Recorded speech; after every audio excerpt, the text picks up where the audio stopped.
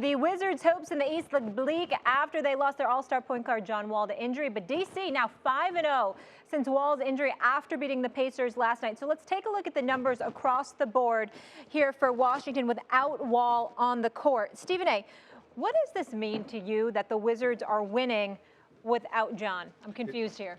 They're sending a message. They're sending a message that they can be a better team without John Wall. Now, let me be the first to say that's nonsense. John Wall is a big-time player. He's a two-way player. He plays defense. He brings it for the most part. Has to work on his jump shot, has to work on some of his decision-making, has to continue to cultivate a better relationship with Bradley Beal, no question about it. I was of the mindset that they might miss the playoffs if John Wall, doesn't get back.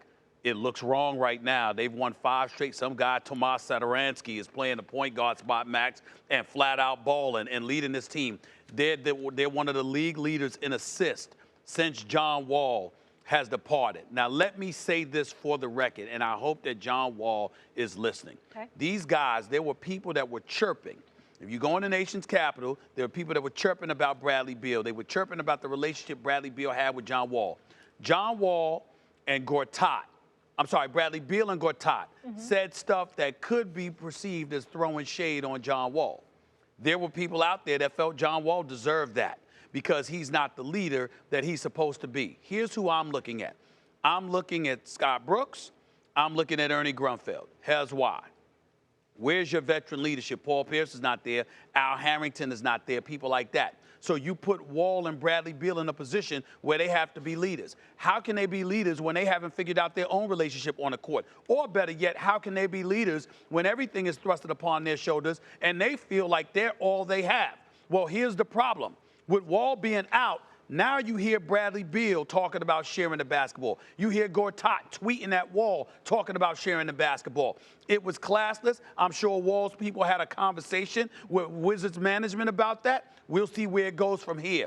But in the end, if you're John Wall, you know what this says? You better get your behind back there as soon as you possibly can. Because if the Wizards continue to win without John Wall, that's just going to amp up the pressure on John Wall once he returns to not upset the apple cart and disrupt whatever it is that is working for them right now. Because when Bradley Beal is sending the same messages that Gortat and others on the team is sending, now it's not about Beal and Wall. It's all about Wall. And whether it's fair or not, that's the reality that your $175 million player has to absorb. He is the franchise, and you have players who are looking at the franchise player and basically implicating, we are better without you. That is not a good situation for John Wall to be in. And if Washington Wizards continue to win, he better get the hell back, and he better be ready to ball.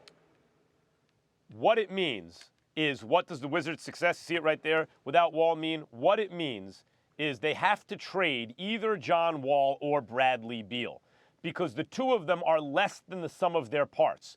Not all backcourts that should work do work, and some that shouldn't work as well as they do work, even better than you'd anticipate. For example, and maybe it would change now that they're older, but I don't know. You know, Russell Westbrook and James Harden, they were young, ascending players, I get it. But when they were on the floor at the same time, KD and Ibaka also, that team was a little less efficient than when either Harden or Westbrook was not on the floor, when one of them was in the second unit. And you would think, hey, Harden can play off the ball, and he at the time was really perceived as a 2 and Westbrook as a 1, and why wouldn't that work? But it didn't. For whatever reason, we can get into that another time. It didn't. It didn't work as well as it should. They were less than the sum of their parts. Whereas CP3 joining the Rockets, you might look and say, I don't know how that backcourt exactly works. Oh my God, does it work? They are greater than the sum of their parts, CP3 and Harden in the same backcourt. John Wall and Bradley Beal, for whatever reason, and sure, it may be the relationship, or maybe Scotty Brooks and the way he's deploying those kind of assets in those resources in his lineup.